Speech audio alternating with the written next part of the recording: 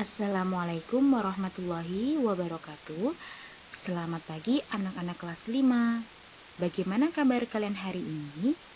Semoga kita semua senantiasa diberikan kesehatan oleh Allah. Amin. Anak-anak, hari ini kita akan belajar tentang rangkuman materi tema 2 subtema 1 dengan mata pelajaran Bahasa Indonesia, PPKN, IPA, IPS, dan SPDP. Untuk mata pelajaran yang pertama kita pelajari hari ini adalah Bahasa Indonesia, yaitu tentang mencari informasi penting dari teks. Apakah itu informasi? Informasi adalah sekumpulan fakta yang menggambarkan sebuah peristiwa atau kejadian tertentu. Salah satu cara memperoleh informasi adalah dengan membaca teks dengan cermat. Informasi dapat diperoleh dari jawaban pertanyaan, menggunakan kata tanya dan pengelompokan setiap pertanyaan dengan membuat peta pikiran. Nah, apa itu peta pikiran anak-anak? Peta pikiran adalah suatu cara menyajikan informasi yang kita peroleh dari teks dalam bentuk diagram. Untuk selanjutnya adalah menjawab pertanyaan dengan mengolah informasi dari teks. Kita dapat menggarisbawahi kalimat-kalimat penting untuk memudahkan menjawab pertanyaan. Misalnya, kalimat yang menyatakan tokoh, tempat, sebab akibat, atau informasi penting lainnya. Nah, anak-anak perhatikan tabel di bawah ini. Di bawah ini ada beberapa kata tanya dan arah jawabannya. Yang pertama, apa? Arah jawabannya, nama-nama benda, sebab, akibat, judul, atau tema. Kedua, di mana? Arah jawabannya tempat atau latar. Ketiga, kapan? Arah jawabannya waktu kejadian suatu peristiwa. Yang keempat, siapa? Arah jawabannya tokoh utama dan tokoh pendukung. 5. Mengapa? Arah jawabannya alasan suatu masalah dalam teks. 6. Bagaimana? Cara membuat proses urutan pendapat atau sikap. Dan yang ketujuh yaitu adalah berapa? Arah jawabannya jumlah atau banyak benda. Anak-anakku sekalian, untuk mata pelajaran yang kedua yang akan kita pelajari hari ini adalah PPKN, yaitu tentang tabel perbedaan hak, kewajiban, dan tanggung jawab. Di sini ada tabel yang berisi tentang pengertian dan contoh dari hak, kewajiban, dan tanggung jawab. Yaitu yang pertama adalah hak. Hak adalah sesuatu yang dimiliki manusia sejak lahir. Contohnya, Pak Tony berhak untuk beristirahat di rumah. Kemudian kewajiban. Kewajiban adalah sesuatu yang harus dilaksanakan oleh setiap orang. Contohnya, Pak Tony ikut kerja bakti di lingkungan rumahnya. Yang selanjutnya adalah tanggung jawab, yaitu sikap berani menyelesaikan hingga menanggung akibat dari tugas yang diberikan kepada orang tersebut. Contohnya, Pak Tony melakukan kerja bakti dengan penuh tanggung jawab, sehingga lingkungan menjadi bersih. Selanjutnya adalah hubungan antara hak, kewajiban, dan tanggung jawab. Penerapan hak, kewajiban, dan tanggung jawab yang seimbang akan membuat hidup menjadi harmonis. Contoh penerapannya di masyarakat, seperti pada kegiatan kerja bakti dan musyawarah pembagian jadwal siskapling. Di bawah ini ada beberapa contoh tanggung jawab di rumah, di sekolah, dan di lingkungan masyarakat. Yang pertama, contoh tanggung jawab di rumah, yaitu membantu pekerjaan orang tua di rumah, ikut menjaga kebersihan dan kerapian rumah. Kemudian, contoh tanggung jawab di sekolah, ikut menjaga kebersihan lingkungan sekolah, ikut membantu menciptakan suasana belajar yang nyaman. Selanjutnya, contoh tanggung jawab di lingkungan masyarakat, ikut menjaga kebersihan lingkungan, ikut menjaga keamanan lingkungan sekitar. Anak-anakku sekalian, untuk mata pelajaran yang ketiga yaitu adalah IPA, yaitu tentang sistem pernafasan hewan.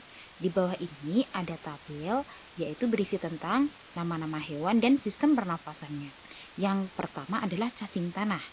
Cacing tanah bernafas dengan menggunakan permukaan kulit yang basah dan berlendir.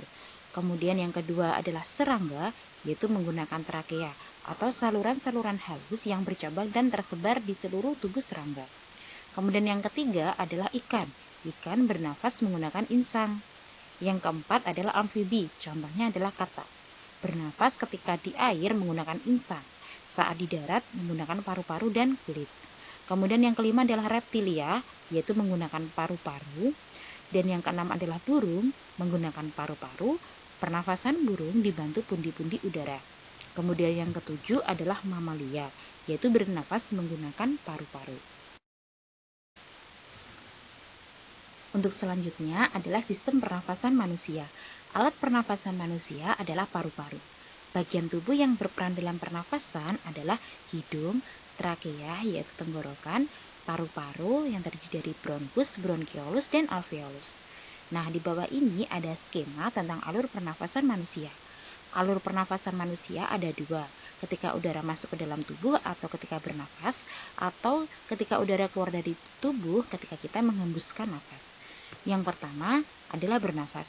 Jadi yang pertama adalah udara masuk ke dalam tubuh melalui rongga hidung, kemudian masuk ke dalam trakea, bronkus, dan paru-paru. Nah, sedangkan ketika kita menghembuskan nafas, jadi dari paru-paru, kemudian bronkus, trakea, rongga hidung, dan udara keluar dari tubuh. Selanjutnya adalah proses pernafasan manusia. Pada pembelajaran sebelumnya, kamu telah mengetahui organ-organ pernafasan dan cara kerja sistem pernafasan yang dimiliki tubuh kita. Proses pernafasan manusia dibagi dua, yaitu proses menghirup udara dan proses menghembuskan udara. Nah, di bawah ini ada tabel tentang perbedaan bagaimana proses menghirup udara dan proses menghembuskan udara. Nah, yang pertama, proses menghirup udara masuk melalui hidung. Kemudian udara disaring oleh lendir dan rambut hidung. Setelah itu paru-paru mengembang dan rongga dada membesar, gas oksigen diserap oleh alveolus. Kemudian untuk proses menghembuskan udara, paru-paru mengempis dan rongga dada kembali ke ukuran semula. Udara keluar melalui saluran pernafasan. Udara yang dikeluarkan mengandung gas karbon dioksida dan uap air. Anak-anakku sekalian, proses pernafasan manusia itu dibedakan menjadi dua, yaitu pernafasan dada dan pernafasan perut. Pernafasan dada adalah pernafasan yang menggunakan otot antar tulang rusuk, sedangkan pernafasan perut adalah pernafasan yang menggunakan diafragma. Untuk selanjutnya, mata pelajaran yang keempat adalah IPS, yaitu jenis-jenis kegiatan ekonomi masyarakat. Kegiatan ekonomi masyarakat berhubungan dengan proses pemenuhan kebutuhan hidup. Manusia tidak dapat menghasilkan semua barang yang dibutuhkan. Oleh karena itu, manusia melakukan berbagai jenis kegiatan untuk memenuhi kebutuhannya. Anak-anakku sekalian, di bawah ini ada beberapa contoh kegiatan ekonomi. Yang pertama adalah di bidang pertanian. Contohnya bercocok tanam dan memanen hasil pertanian seperti padi dan jagung. Kemudian yang kedua adalah perkebunan. Contohnya menanam kopi, teh, kelapa sawit, tebu, dan karet. Yang ketiga adalah peternakan, yaitu pembudidayaan hewan ternak seperti ayam, kambing, sapi, kerbau, dan unggas. Kemudian perikanan, pembudidayaan ikan air tawar dan air laut. Untuk kegiatan ekonomi selanjutnya adalah kehutanan. Contohnya meningkatkan hasil hutan dengan menanam berbagai macam tumbuhan kayu seperti jati dan mahoni. Kemudian perindustrian mengolah bahan mentah menjadi barang jadi seperti makanan kaleng, sepatu, dan kertas. Kemudian pelayanan jasa melayani masyarakat seperti dokter, penjahit, dan arsitek. Selanjutnya adalah usaha di bidang pariwisata. Selain bidang kegiatan ekonomi di atas, ada juga kegiatan ekonomi masyarakat di bidang pariwisata. Pariwisata merupakan segala sesuatu yang berhubungan dengan rekreasi. Contoh kegiatan ekonomi di bidang pariwisata adalah penyewaan tempat penginapan, jasa transportasi wisata, penjualan cenderamata, penjual makanan dan minuman di tempat wisata. Anak-anakku sekalian, mata pelajaran yang terakhir yang kita akan pelajari hari ini adalah SBDP, yaitu tentang tangga nada. Apakah itu tangga nada? Tangga nada adalah urutan nada yang disusun secara berjenjang. Bentuk tangga nada adalah tangga nada diatonis. Tangga nada diatonis yaitu rangkaian 7 nada dalam satu oktav yang memiliki susunan tinggi nada yang teratur. Tangga nada diatonis dibagi dua, yaitu tangga nada diatonis mayor dan tangga nada diatonis minor.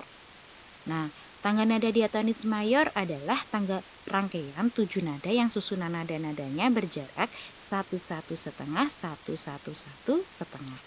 Tangga nada diatonis minor, rangkaian 7 nada yang susunan nada-nadanya berjarak 1,5, 1, 1, 1, setengah, 1. Tangga nada diatonis minor dibagi 3, yaitu tangga nada minor asli, minor harmonis, dan minor melodis. Selanjutnya adalah ciri-ciri lagu diatonis mayor dan minor. Yang pertama, ciri-ciri lagu yang bertangga nada diatonis mayor yaitu bersifat riang, gembira, bersemangat. Diawali dan diakhiri dengan nada do sama dengan C. Contoh lagunya Hari Merdeka, Garuda Pancasila, Maju Tak Gentar, dan Indonesia Raya. Yang kedua, ciri-ciri lagu yang bertangga nada diatonis minor, bersifat sedih dan syahdu. Diawali dan diakhiri dengan nada la sama dengan A. Contoh lagunya, Syukur, Mengheningkan Cipta, Gugur Bunga, Himne Guru. Selanjutnya adalah hubungan antara hak, kewajiban, dan tanggung jawab. Penerapan hak, kewajiban, dan tanggung jawab yang seimbang akan membuat hidup menjadi harmonis. Contoh penerapannya di masyarakat, seperti pada kegiatan kerja bakti dan musyawarah pembagian jadwal siskapling. Di bawah ini ada beberapa contoh tanggung jawab di rumah, di sekolah, dan di lingkungan masyarakat. Yang pertama,